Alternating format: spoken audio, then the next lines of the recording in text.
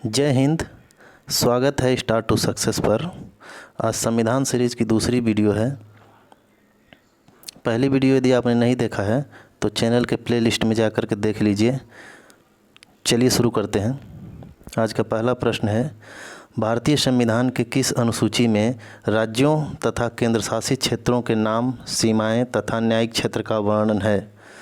Option A प्रथम अनुसूची, B पाँचवीं अनुसूची, सी छठी अनुसूची और ऑप्शन नंबर डी है 10वीं अनुसूची।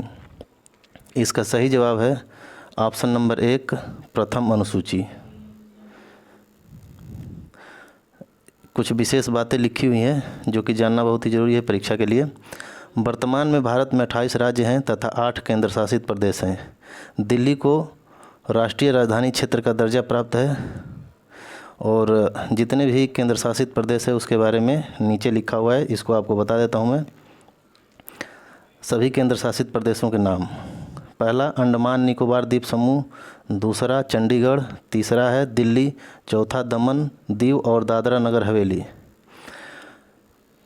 दमन दीव और दादरा नगर हवेली को 26 जनवरी 2020 को मोदी जी ने अनाउंसमेंट करके कहा कि दोनों को मर्ज करके और एक ही केंद्र शासित प्रदेश बना दिया जाएगा। वही बात यहाँ पे लिखा हुआ है। 2020 में 71वें गणतंत्र दिवस के अवसर पर सरकार ने दादरा नगर हवेली के साथ दमन और दीव का विलय करने का ऐलान किया था। अब दमन दीव और दादरा नगर हवेली को एक केंद्र शासित प्रदेश बना दिया गया है। सरकार ने प्रशासन को बेहतर बनाने के लिए दादरा नगर हवेली और दमन दीव का विलय किया है। यह कार्य करने के लिए प्रथम अनुसूची में संशोधन किया गया। ये बात इसलिए बताया कि ये प्रथम अनुसूची से ही संबंधित बात है। किसी भी राज्य के सीमा, उसके नाम या उसके न्यायिक क्षेत्र में बदलाव करने के लिए, न्यायिक क्षेत्र का मतलब होता है किस हाई कोर्ट के जुरिस्डिक्शन में वो राज्य आता है। तो ये चीज़ें सब बदलाव करने के लिए संविधान की पहली अनुसूची को संशोधित करना पड़ता है। और आगे है ये लक्षद्वीप, पुडुचेरी, 7वां नंबर का लद्दाख और 8वां जम्मू कश्मीर। अभी 2019 में लद्दाख और जम्मू कश्मीर नए केंद्र शासित प्रदेश बने। पहले इन्हें राज्य का दर्जा प्राप्त था जो कि एक विशेष राज्य था। आगे देखिए, देश में कुल 24 उच्च न्यायालय हैं। निम्न कुछ हाई कोर्ट हैं जिनके न्यायिक क्षेत्र में एक से ज़्यादा राज्य आते हैं। वो हाई कोर्ट हैं, पहला है high court Guwahati high court. Guwahati high court के अंतर्गत असम, नागालैंड, मिजोरम और अरुणाचल प्रदेश आता है। केरल हाई कोर्ट के अंतर्गत केरल, लक्षद्वीप ये 2 प्रदेश आते हैं।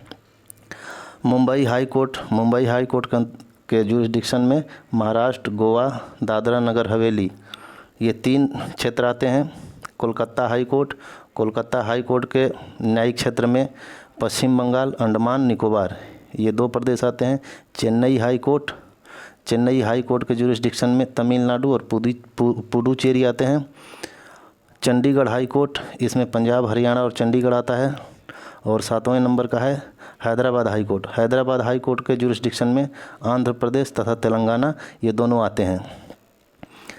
अगला प्रश्न है, संविधान के किस अनुसूची में संवैधानिक पदों पर आसीन पदाधिकारियों के लिए वेतन भत्ते तथा परिलब्धियां दिया गया है? ऑप्शन है इसका प्रथम अनुसूची, बी ऑप्शन 12वीं अनुसूची, सी दूसरी अनुसूची, ऑप्शन नंबर डी उपरोक्त में से कोई नहीं। इसका सही जवाब है ऑप्शन नंबर सी दूसरी अनुसूची। दूसरी अनुसूची में जितने भी संवैधानिक पदाधिकारी हैं उनके वेतन भत्ते तथा उनकी परिलब्धियों के बारे में डिटेल में उसमें दिया गया है।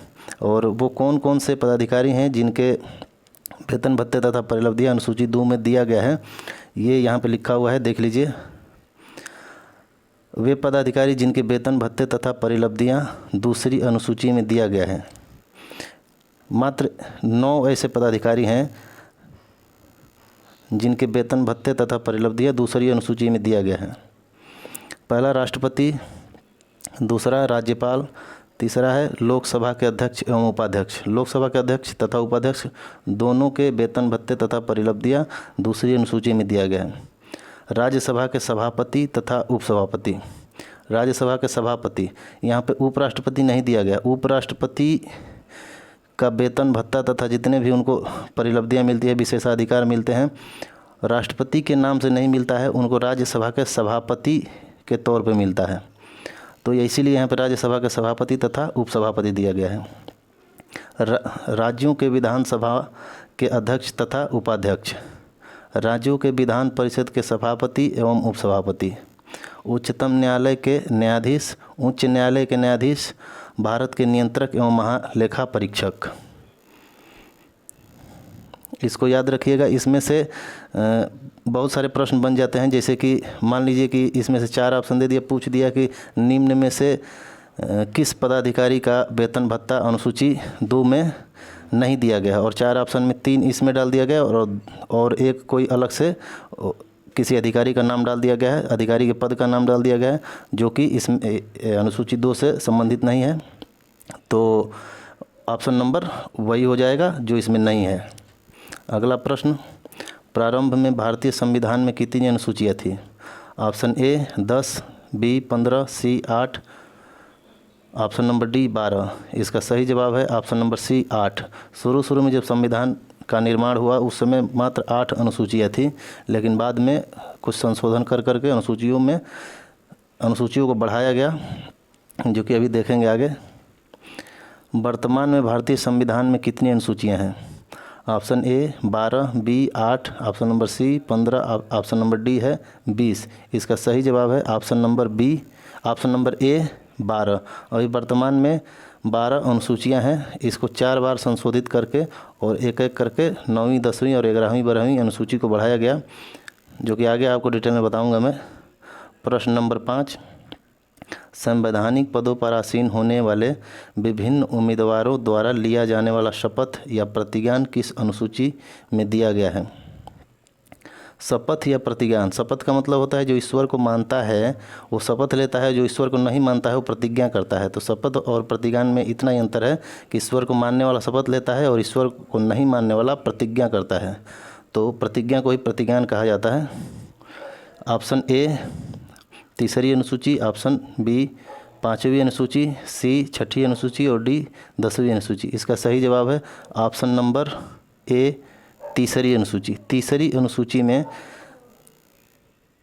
शपथ के बारे में वर्णन किया गया है कि कौन कौन शपथ इसमें इसके अनुसार लेगा, जो कि नीचे इसको मैंने बताया है डिटेल में। इसको आप याद रखिएगा, महत्वपूर्ण तथ्य करके यहाँ पे लिखा गया है। वे पदाधिकारी जिनके शपथ का प्रारूप 3री अनुसूची में दिया गया है।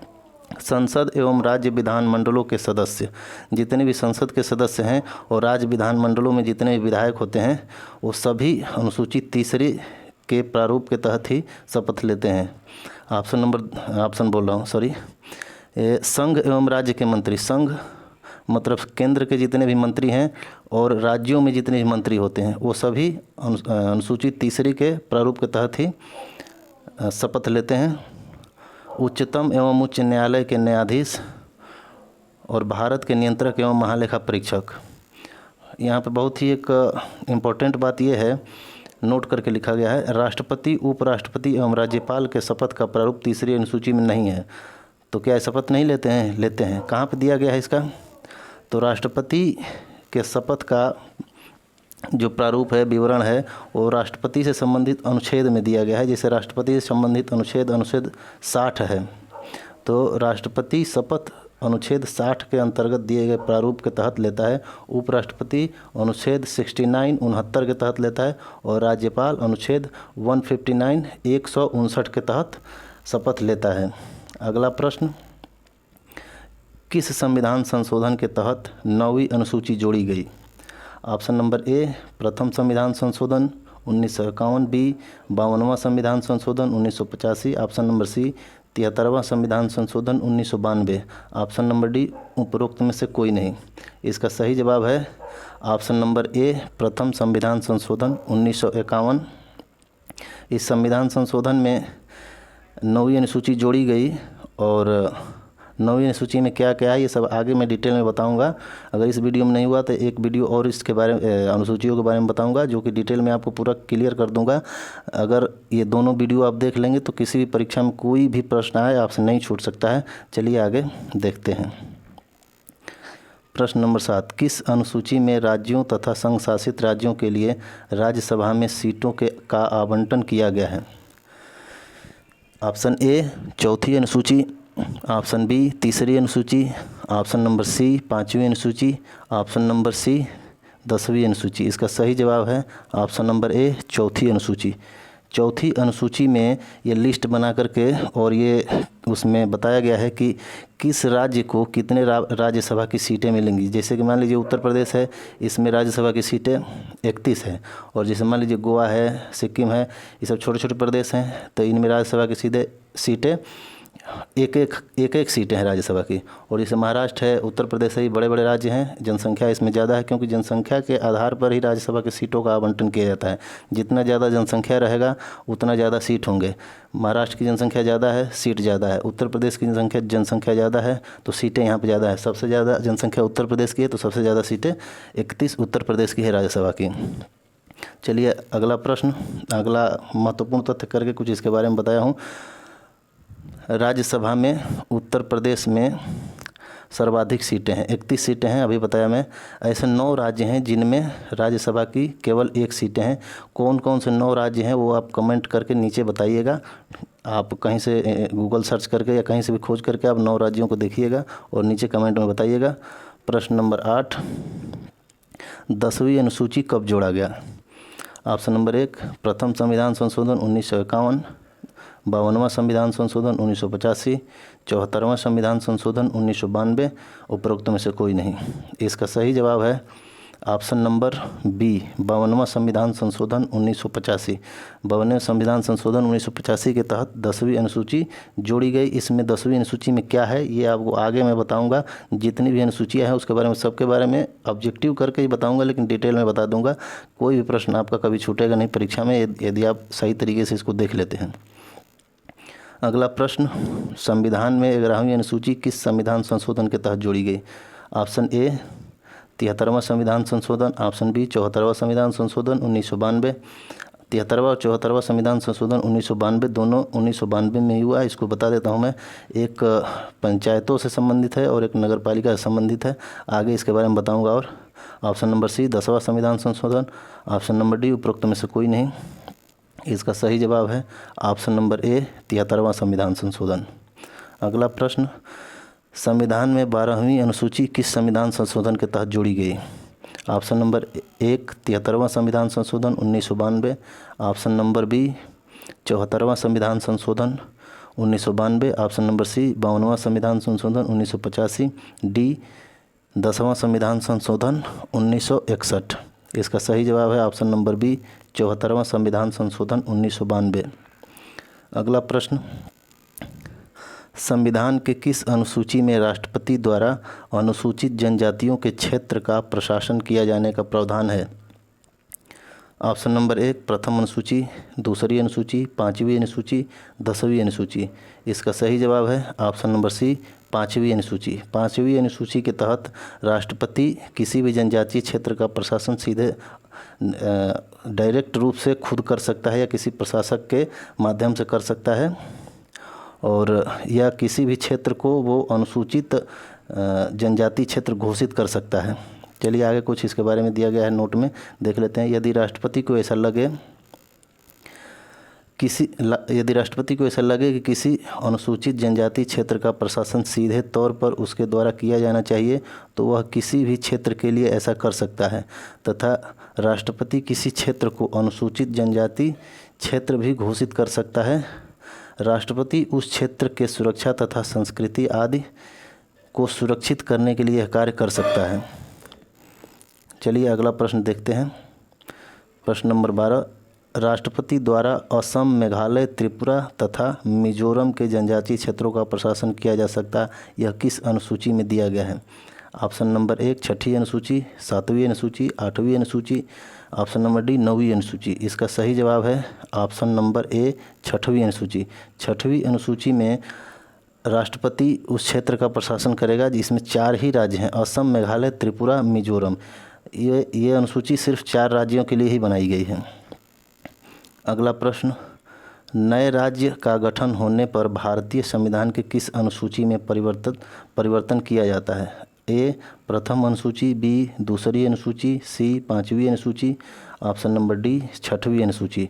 इसका सही जवाब है ऑप्शन नंबर ए प्रथम अनुसूची। ऊपर आपको बताया किसी भी राज्य के नाम में, उसके सीमा में या उसके न्यायिक क्षेत्र में बदलाव किया जाता है तो प्रथम अनुसूची में ही संशोधन होता है। अगला प्रश्न, राष्ट्रपति के शपथ का प्रारूप किस अनुसूची में है? ऑप्शन नंबर एक प्रथम अनुसूची, दूसरी अनुसूची, तीसरी अनुसूची, ऑप्शन नंबर डी उपरोक्त में से कोई नहीं। इसका सही जवाब है ऑप्शन नंबर डी उपरोक्त में से कोई नहीं, क्योंकि राष्ट्रपति के शपथ का प्रारूप किसी अनुसूची में नहीं दिया गया है, उससे राष्ट्रपति से संबंधित अनुच्छेद में दिया गया है, अनुच्छेद नंबर 60 में। अनुच्छेद 60 में राष्ट्रपति के शपथ का प्रारूप दिया गया है। और आज का आखिरी प्रश्न है, निम्न में से किस राज्य के लिए छठी अनुसूची लागू नहीं होती है?